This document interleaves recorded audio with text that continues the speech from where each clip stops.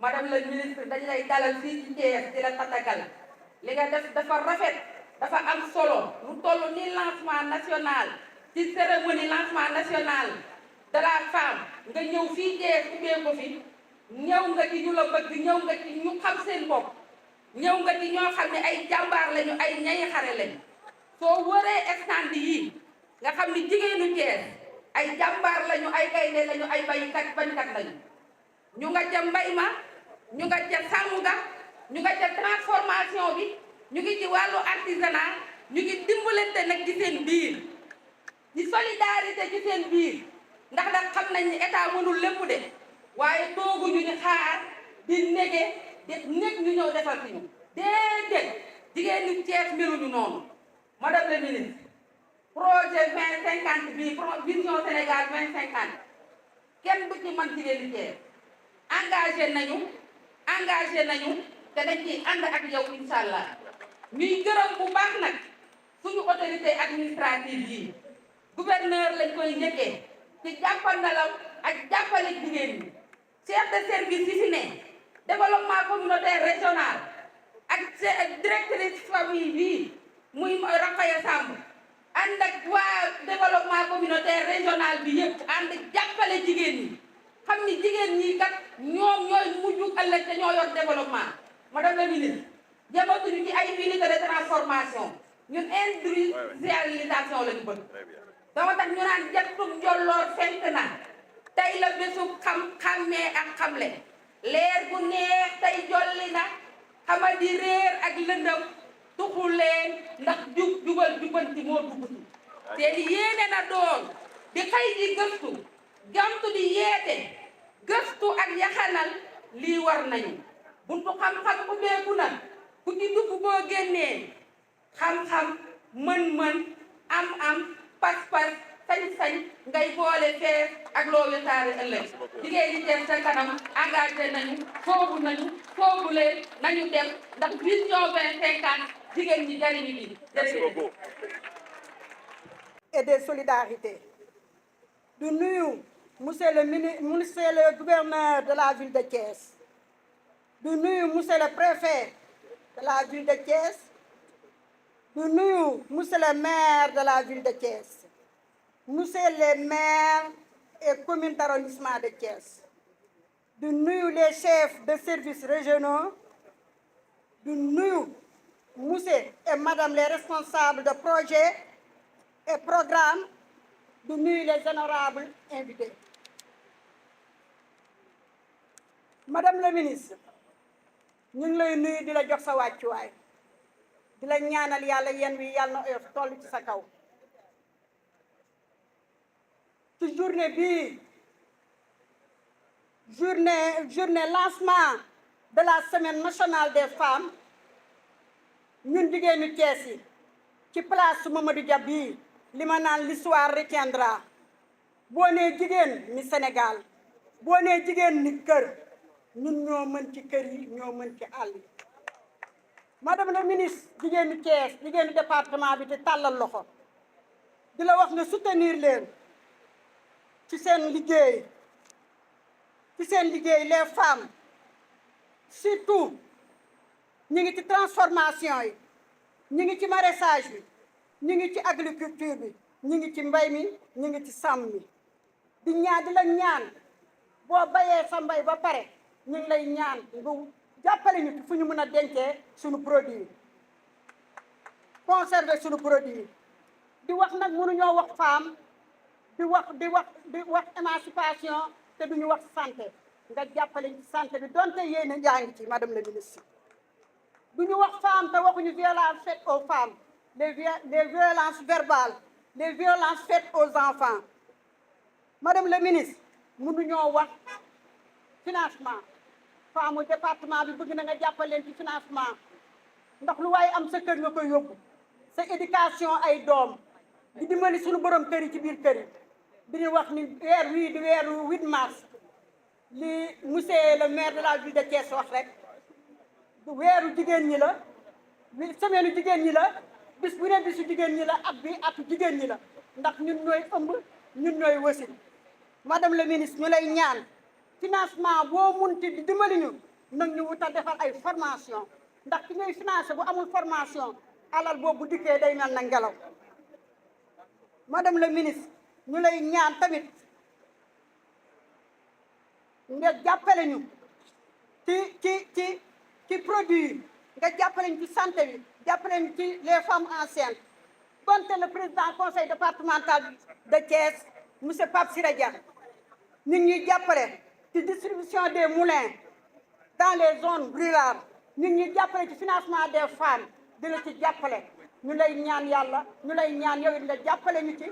ndax le président conseil départemental ñu ngi dugal loxoom ci moulin à mil yi ci zone rurale yi ci financement des femmes yi ñuy ñaan yàlla nag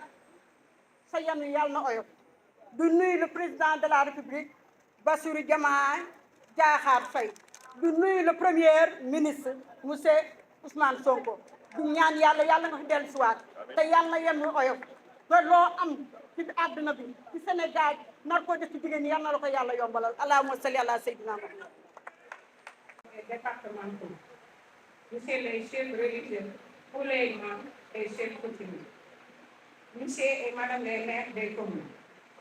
mesdames les présidents des comités consultatifs de la femme et des réseaux femmes, monsieur les directeurs des ONG et projets, monsieur les directeurs généraux, chères filles et femmes de la région de Thiès, mesdames et messieurs, chers invités. C'est un réel plaisir et honneur pour moi, en tant qu'actrice de développement, de prendre part la parole au nom des femmes du département de Tivaouane à l'occasion de ce grand événement marquant l'ouverture officielle de la Semaine nationale de la femme.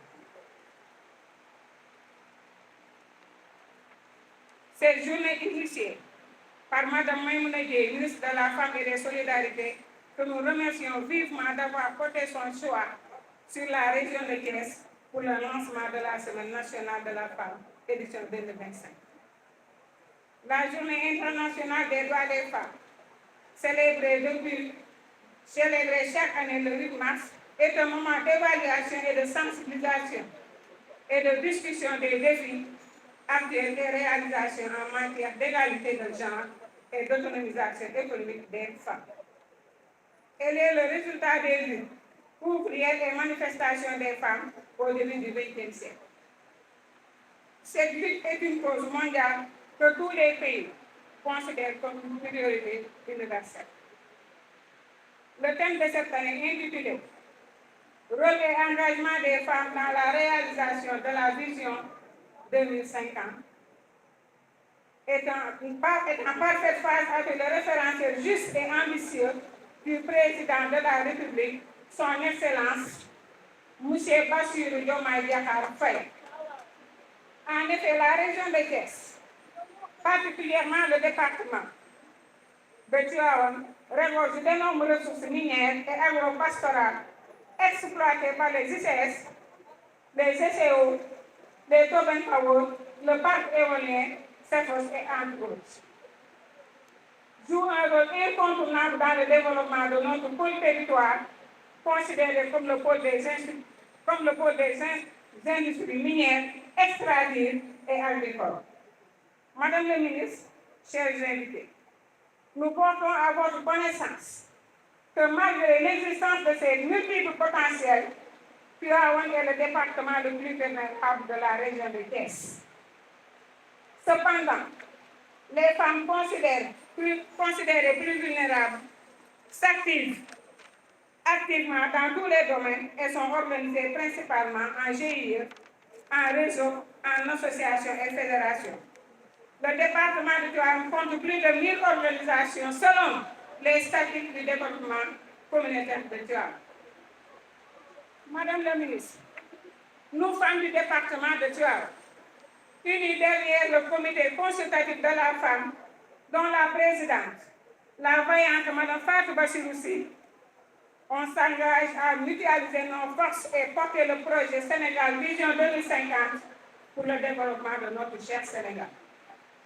Malgré l'appui des départements sectoriels, ministériels et particulièrement celui de la famille et des solidarités, nous sollicitons encore Madame la ministre des unités de stockage et de transformation des fruits et légumes, des unités de conservation de produits halieutiques, surtout dans les zones du littoral, la réhabilitation et la construction des cases foyers, l'accès et la réparation des pistes de production, l'accès à la terre et son appropriation par les femmes, l'amélioration du système d'irrigation pour le maraîchage, le recrutement d'un personnel qualifié pour les structures sanitaires et un plateau technique plus relevé. L'appui des daara aussi madame la ministre dañ ciy taxaw foofu dama ciy teg sama loxo ndax boo nee Tiwaawan dafa xaw a dañoo laal ndóol boobu nag terewul ku jur sa doom andi ñu ko Tiwaawan kon nag daara yi jar nañoo jàppale parce que ndeyu daara yaa ngi ci liggéey boo sooy ci biir Tiwaawan te ndeyu daara yooyu nag bàjjan yee leen ci fekk ci liggéey boobu bàjjan yaa ngi def loo xamante ni ci biir Tiwaawan tey buñ ko doon wax bu neen mën naa ni sax Sénégal waaye ñu Tiwaawan li ñu tënk mooy daara yi ku jóg andi sa doom te foog ñu téye parce que yàlla ñu koy jëlee parce que dëkku Seydi El Hadji Malick Sy lu jëm ñëw parce que yaakaar la yaakaar boobu yàlla nañu ci yàlla boole.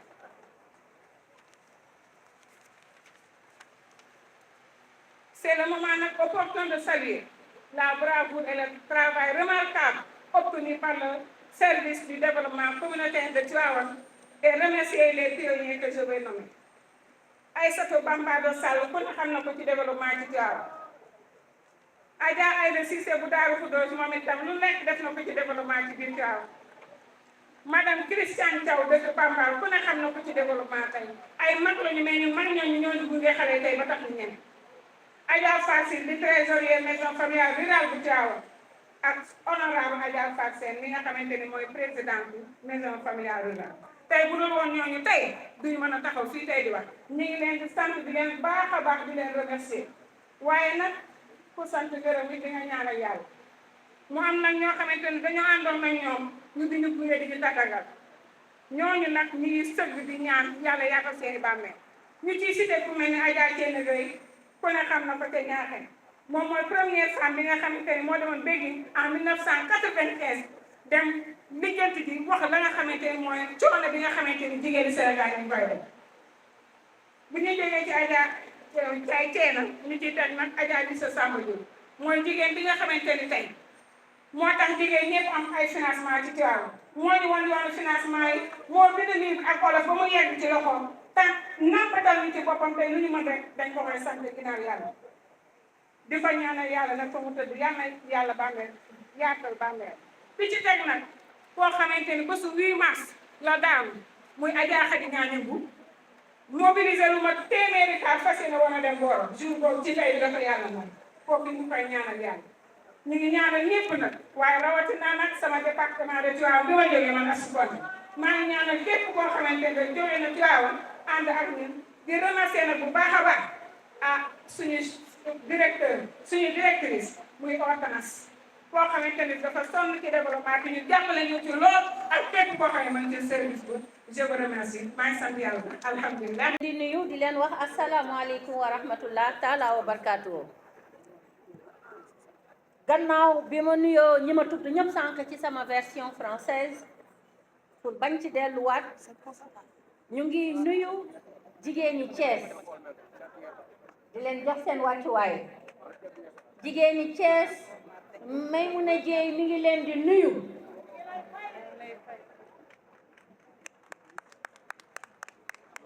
di am mbégte lool tey teew fii ci seen wet ndax nag foog naa ni monsieur le maire wax na ko l'histoire retiendra que les femmes de Thiès ont toujours été au front jigéeni Thiès musuñoo yaafus jigéeni Thiès musuñoo sàggan jigéeni Thiès ay jàmbaar lañu lii ma visité rek wane na ko waaye di leen xamal ni dañoo bëgg yegg fu kawe lii ndax jigéen ñi musuñoo des ginnaaw waaye soxla nañu nag bés ni ki tey mécanisme boo xam ne ak dispositif boo xam ne comme ni ma ko le président Bassirou Diomaye Diakhar Faye santé danañu leen jox seen autonomisation financière durable ba faw bëgg nañu jigéen bu nekk comme ni ma ko dénkee lu mu soxla fecc laxu sërëm fajal ko boppam te loolu bés bu amee Sénégal naat wallahi bés bu amee jàmm am ci réew mi ndax jigéen ñi nag ñooy levier bi moo tax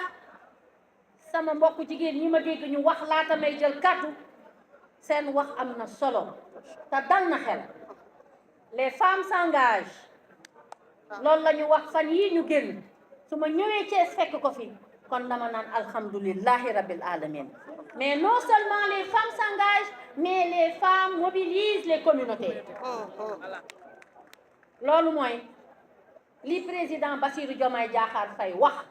yéen pare ngeen pour mu def ko kon nag nañu ànd Sénégal gépp doon benn say weer bii nag prétexte boo xam ni dañu ne c'est le mois de la femme ah kon nag ñoo moome nañu matal sëkk suñu engagement bi nañu wane ni jigéenu Sénégal pare nañu pour mbir yi changer ndax dañoo am nag projet bu bees muy le nouveau référentiel de transformation bi nga xam ne dañoo bëgg ci 4 axes yi ñu ci def mu concerne ñu li ñu wax ci axe 2 bi muy capital humain de qualité jigéen ñëpp gis ci seen bopp te man de loolu laay xaar ci jigéen ñi c'est ce que j'attends de toutes les femmes du Sénégal ndax ku ne famille ni jigéen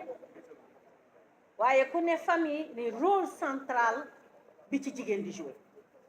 jigéen lu mu jàpp mu dem jigéen bu takkee la fu sëram lu mu wax mooy am kon fu ngeen ko bëggee ensemble nous pouvons construire ce nouveau Sénégal kon loolu moo waral ma ni balaa may dem fenn Thiès kaay bii laay njëkkee waaw moo tax ma ni balaa may sori benn dëkk ñaari gaar ak benn aéroport kon di wax rek ni ensemble liggéey baa ngi doog a tàmbali contexte bii lañ doon xaar teg nañ fi tànk tey bëgg nañ fi dellu si waat du yàgg waaye bëgg nañu continuer di sax di fi ñëw mais surtout yéen ngeen jël seen engagement et je parle à toutes les femmes de Thiès de la région de Thiès je parle de toutes les femmes sans